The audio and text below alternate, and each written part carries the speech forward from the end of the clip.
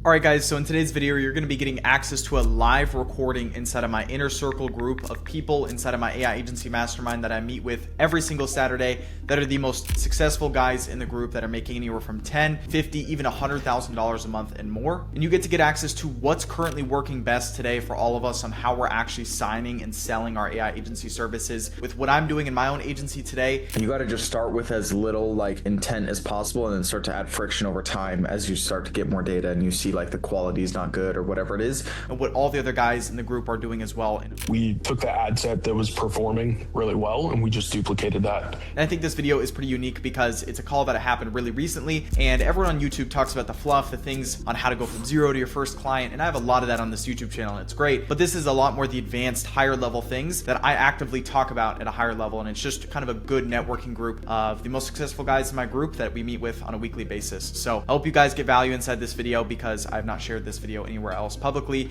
And yeah guys, that being said, I hope you guys enjoy. So what's the situation exactly, Yassine? Yeah, so last call we had an issue where people were just clicking on our landing page and they just weren't filling out the form. So we realized it could be an intent issue because the first thing they had to do was type in their name, type in their last name, whatever. So we kind of switched the format to be exactly like what your example was for Symmetria. And it's just tap, tap, tap, tap, whatever. We did see a slight increase in conversions. However, it's just not at the standard that we're seeing. And for some of our other clients, they're still not getting conversions at all with this upgrade. So it's just how much are they spending? $100 a day for this client, particularly. Yeah. Okay. And I mean, are the ads on point? Are the ads good, or are they They're video UGC AI ads, so they're not static ads. They're and they're getting clicks. Okay. And how much have you spent to not get any good conversions? It could be at around 800 right now. Yeah, that's too much. Give or take. Yeah. Okay. Yeah, I would probably, the way you got to do it is you just got to you got to just start with as little intent as possible and then start to add friction over time as you start to get more data and you see the quality is not good or whatever it is, but you at least have volume. So it's not like you're in the situation we're in now where it's you're just getting 0 people through. I'd probably go image ad. You're going to get a lower intent technically, but it's going to be a better cost per result. And I mean, to be fair, the intent's still probably going to be there just because of the funnel you bring them through. You're bringing them did you use Tally or is it a GoHighLevel survey? It was Tally. Yeah, it was Tally. Okay.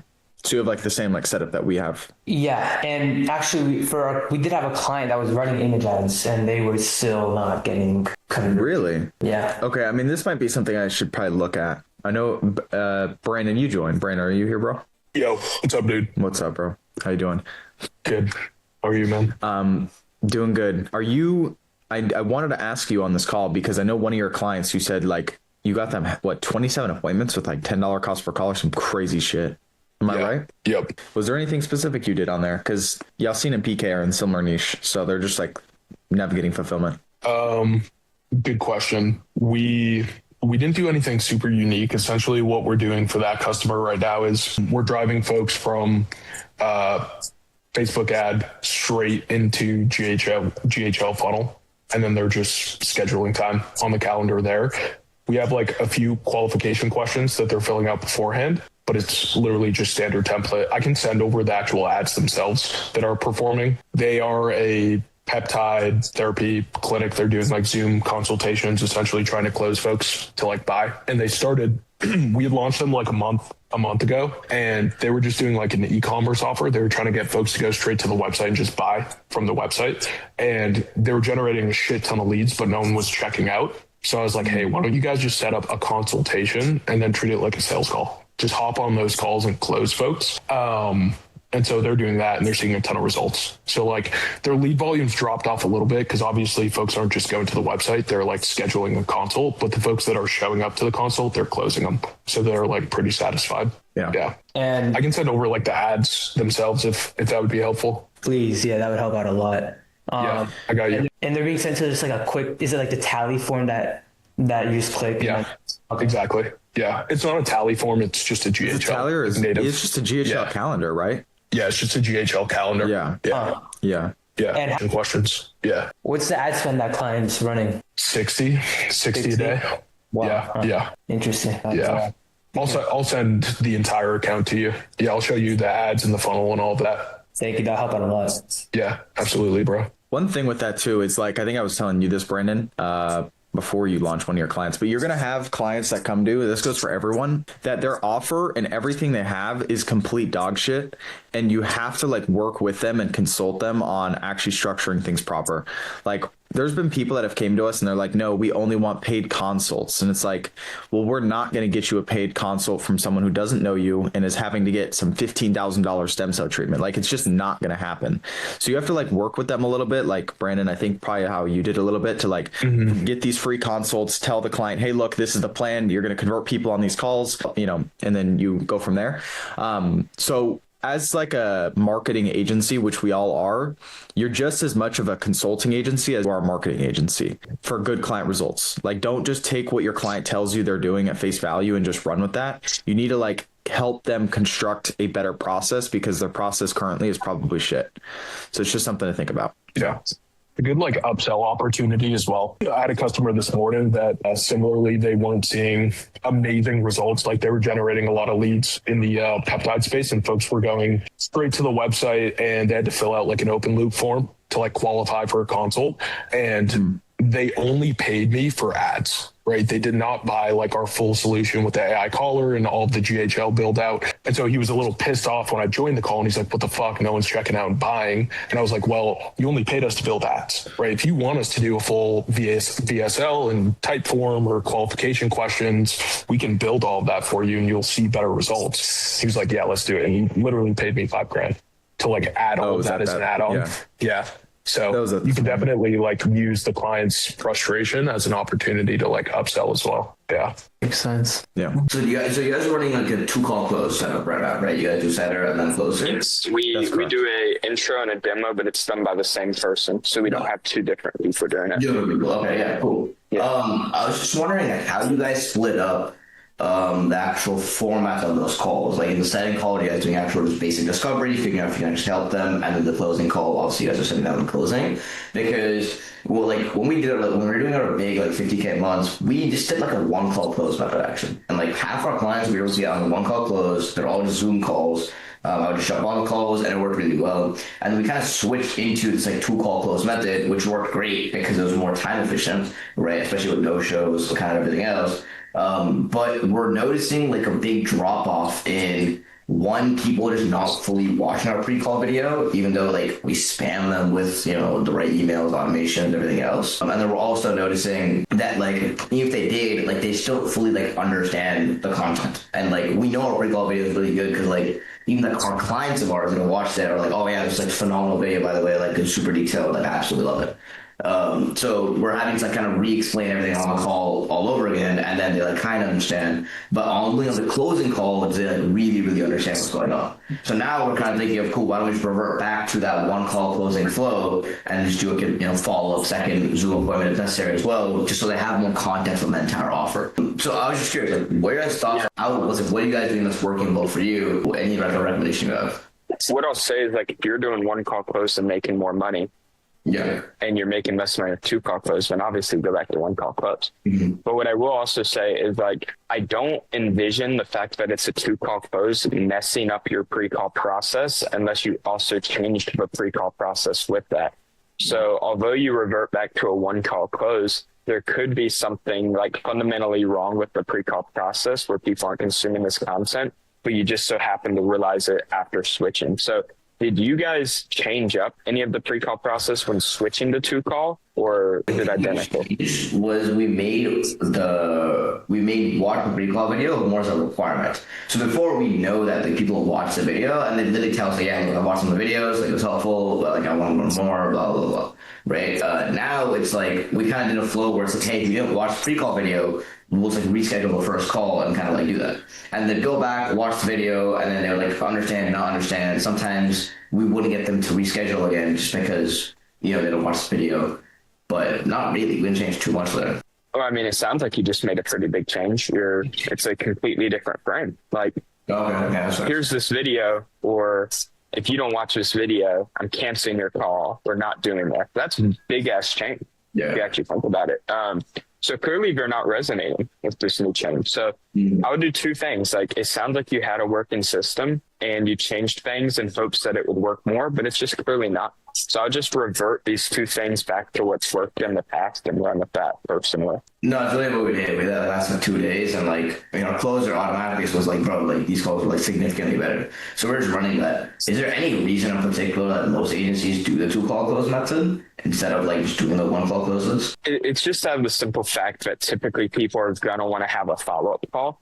So like, if you do a 1-call close method, obviously you'll get some 1-call closes, but a lot of people are going to want a follow-up call. So the idea of the 2-call close is like, you basically just speed run the follow-up call in a way where it's like, in the same length it would have taken them to book that first appointment. And then you got to wait a few days when you follow up. It's like you're booking that first appointment, and then on that first appointment, you can aim for like a quicker follow-up basically, because that is the CTA of the call. And it's less of like, hey, what's your schedule? And more of like, hey, here's when we're free type of thing.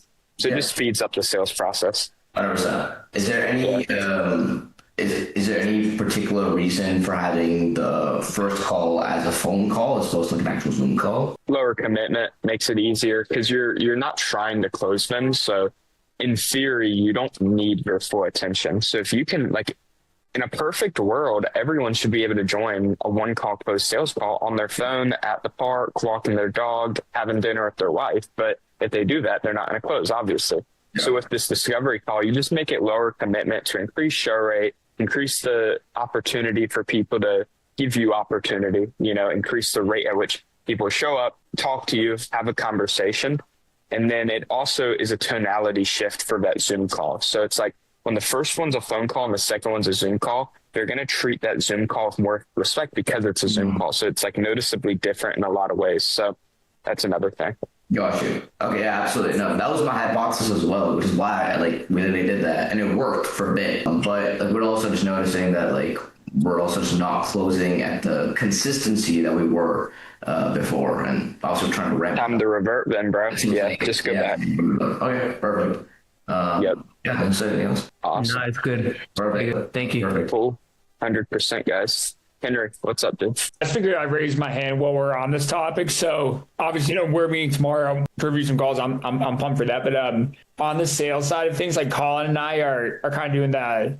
Obviously, they were like, we're gonna likely, or we are reverting from a 2-call process to a 1-call close, and maybe some other people, like, we're all in pretty much the same niche or similar niches of experiences, but like, it does seem like everyone's really just like shopping who we're talking to. Like, literally everyone's like, all right, let's cut to the chase. Let's get to it. Like, I'm speaking to 4 companies already, or like I've been burned 4 times. Like, let's just get right into it. So we're just trying to have a process that has less friction for them, less steps, because it seems like they're a lot more just from like what they're looking for. They're much more like, hey, like, I really want to just talk numbers here. So we're doing that. I was wondering, like, does that sound fair? Just like listen to the market, go ahead and do that. And then at the same time, I'm going to add another component to this.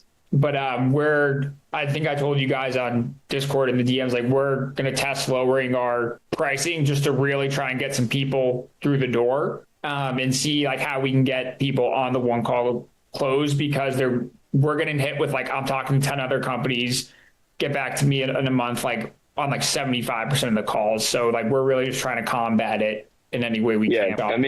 I'm telling you right now, the reason people are window shopping you is because you haven't built enough pain in these discoveries. I'm just going to like put in like a super like real life scenario. If your kitchen was on fire, do you shop around on the fire department? No, you call the fire department, you call that number. So you're not building pain, and people aren't like in a state to make change. And I'm not saying like people won't show up to calls like being like, hey, let's just cut to the chase. People absolutely do that. People do that to us all the time. Yeah. But it's our ability to build pain, number one, and number two, position ourselves as an authority, which means we don't bend to the market. Instead, we are the authoritative figure. You go through our sales process. You answer our questions. You know, you got to maintain that frame on these sales calls. So that's your issue. Like, don't do what you just said, which is bending to the market. Stay the authority frame, do it your way. But you're like, I'm telling you, it's a discovery issue. If people are window shopping, like, it's fine if they join the call saying that. Like, you can't you can only do so much before the call, but in that first 15 to 20 minutes, you should be able to shift them from window shopper to I'm in pain, I need a solution right now. You gave me an example a second ago. I've been burned by a bunch of companies.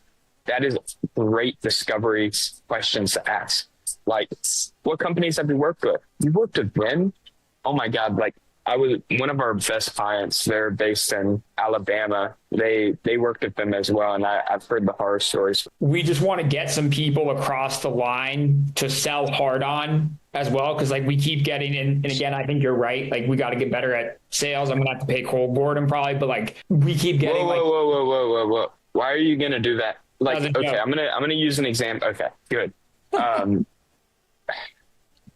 Bill, when he first joined the mastermind, I told him to his face, like he would join every single sales call review. You know, I do 2 a week. And I told him the first one I ever reviewed, he's like, Wyatt, rate this call on a scale of 1 to 10. I told him 1. I said, this is the worst sales call I've seen my entire life. He does that for 3 weeks straight, comes to every single sales call review. And every single week I'm reviewing at least 1, if not 2 of his sales calls. And by week 4, he said it on this call earlier, 40% close rate, you know? So it's like, I have not reviewed any of your calls, Henry, at least from what I remember. And I know we've been talking on Discord, so we're going to schedule one for tomorrow. Like, dude, we can't help you get a better close rate unless you allow me to, you know? So like, you got to hop on these sales call reviews. Like if that's a bottleneck, the most high leverage thing you can do all week is let me review a sales call, you know, or at least send them to me and I'll review them in my own time and send you feedback. Cause like, this is 1 for 35 is insane. So it's like, all focus should be on this, all cannons firing on this. Let's get it solved. Yeah. And we can probably have this solved in the next 1 to 2 weeks. Like there's probably just pointers. Like even with what you told me earlier, like the sales problem is so bad to a point where you're thinking about switching your sales process. Like that is such the wrong way to look at it. Just get better at sales, you know? So it's just like, we got to get better, like straight up. So the only way to do that is to actually put in reps with getting stuff reviewed. For sure. I'll be there on Monday, and then the next ones I'll call it sick for my normal job. Yeah. We got to make a better offer, and then we got to fix the sales issue. That's what it comes down to. I think so. I think that's it, and that's why we lowered price, because like Colin and I, we love ads. We can fill on ads all day, but I understand like you got to sell them on what gets them across, not necessarily what they need. So I do agree. It is just like Marvell, I know your hand was up. Same thing as Henry. I think the main bottleneck or hurdle to overcome for me right now as well as sales. So aside from, joining, which I'm going to be attending the calls this week, is why I'm going to send over the sales calls so that he can sort of analyze it. And I'm also reviewing like each call after. Is there anything else you recommend I do as far as improving sales, or is it just a matter of letting you check? I just need to know what the bottlenecks are. So I need to review calls and see what I think the core bottlenecks are. Beyond that, there's really nothing else I can do. Like I can't give you advice right now because I haven't seen the call. So cool. Once I see the calls, I'll be able to tell you what are the main takeaways. I bet I'll do that. Oh yeah. Yeah, that's good. Anything else, guys? Yeah, what was the name of the financing company that you guys recommended last call? I had written it down, but that's one thing that's big on our list. It's called Clarity Pay. It's per fan basis. Clarity Pay. That's right. Okay. Yep. Is Elective worth? Clarity Pay. Elective is going to make them put like 20 fan reserve. Yeah. Cool. Anything else? Is that it, guys? Brandon, are you willing to share your ads as well? We're in a similar space, if you wouldn't mind. Like the ads that we're running? Yeah, sure. That'd be awesome. Thank you. Yeah, man. Brandon's such a nice guy, man. He is a good guy. He's such a nice guy, bro. I'd never share my work in all, by the way. I'll share some. Yeah, we're running. Carson built ads that we're running, so it's not like I did anything crazy there. Yeah, share the ads that have like $2 in spend that just didn't get shit. Yeah, I'm also spending I'm spending $350 a day right now as well. So like we're getting a shit ton of calls. Oh damn, you scaled it up. The calendar. Yeah. Is your cost per call risen a lot or no? One campaign is like 50. Remember that one we looked at this week? It was going up a little bit. We increased from 150 a day to 250 a day like 2 weeks ago, and it went up to like $88, and now it's back down to like 64. Did you decrease spend on any of them or no? No, I just let it, because you said you saw it starting to like turn the corner a little bit, so we just left it, and it's back down to like $63 a day, I think. And then the second campaign that we launched this week at 100 a day is like a $44 cost per call. So both are Both are pretty good. Brandon, how many calls are you booking a day? On 3, we've been running 350 ad spend since Wednesday, and I think we've had on average 4 or 5 calls booked a day. That's pretty good. Yeah. Yeah. So it's pretty good. Yeah. But the first day it was like 7 calls booked. So I mean, it's pretty good right now. Yeah, just let it do its thing. It'll continue to book more, and then if it fatigues, we can just swap them. Yeah. And you have a media buyer, CSM, and closer now, right? Yep. Damn. Yep. Yeah, dude. Literal it's good. We had a few deals come through yesterday too. So we had 5 10K deals this week that signed and paid. 2 of them were paid in full, and then 3 of them were installments.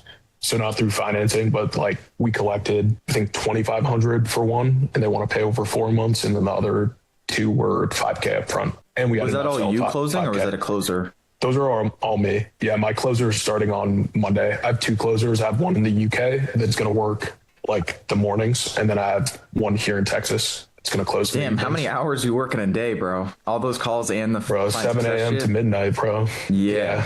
Damn. Yeah, man. You'll be out of that soon. Yeah, it'll be good. Good shit. Let's go. That's good to hear. Brandon. Crazy metrics, big. bro. Thanks, bro. Oh yeah. Anything else you guys want to cover? Is that pretty much it? On the technical side of things, when you're scaling, like Brandon, when you scale to 350 a day, were you increasing the spend on each particular ad, or as Carson told me like a little while before, is it just a matter of like duplicating them, and then like how are you scaling to that number? I just did what Carson told me to do. Essentially, we took the ad set that was performing really well, and we just duplicated that. And so we had like 3 different ad sets running, and we found the one that had the highest performance. We turned off the other 2, and then we duplicated the campaign. So I have one campaign, the original campaign, or like foundational, that's running at 250 a day, and we duplicated it into a second campaign, changed the creatives, and that's running at 100 a day. Yeah. Nice. Okay, cool. And then like just going in and looking at the ads that are obviously eating up a lot of spend, if they're shit, like cost per call is shit, just turn them off. Yeah. The big thing, Marvell, like I think I showed you when we were on a call, but just cross-reference the data from GHL with those URL parameters with the data there, and then the ads manager, because I don't know what it is, but maybe it's with some of you guys who are running ads, but our ads right now are double attributing. So if we get 1 call, I swear it says we have 2 in Facebook. So it's just completely fucking inaccurate. So that's why it's important to just cross-reference everything. Okay. Yeah. All right, guys. Good meeting today. I'll actually, I think, Wyatt, you have the recording or something. Maybe I have it. We'll send it. You have the recording. My fab one didn't, but you did. So cool. Guys, let's get after it. Stop settling for average, everyone. Let's go crazy. So I'm excited for y'all. If y'all need anything, let me know. Henry and Colin, we'll get some sales reviews happening. Send a few Marvell. Cool. See you, boys. See you guys later. Thank you, guys. Peace. Yep.